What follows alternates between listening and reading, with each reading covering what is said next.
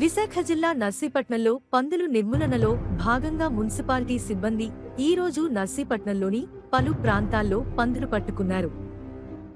అయితే పట్టుకున్న పందులను వెంటనే విడిచిపెట్టాలని పందుల పెంపకం దారులు మున్సిపల్ కమిషనర్ కనకరావుతో వాగ్వాదానికి దిగారు.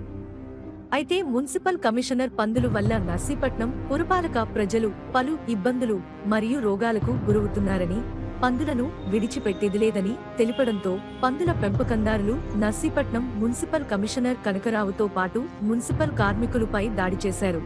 ఈ దాడిలో మున్సిపల్ కార్మికులు తీవ్రంగా గాయపడ్డాడు. దాడి జరిగే సమయంలో నర్సీపట్నం ఎస్ఐ సంఘటన స్థలంలో ఉండడంతో దాడి చేసిన వారిని అదుపులోకి తీసుకుని పోలీస్ స్టేషన్ కి తరలించారు. పందులు పోయి ఇబ్బంది పెడుతున్నాయి.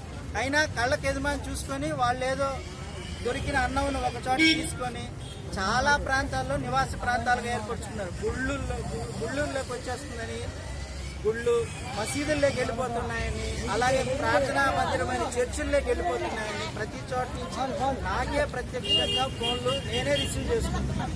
దీన్ని రూపుమాపేయాలని కంటిన్యూగా ఒక వెహికల్ తిరుగుతుంది.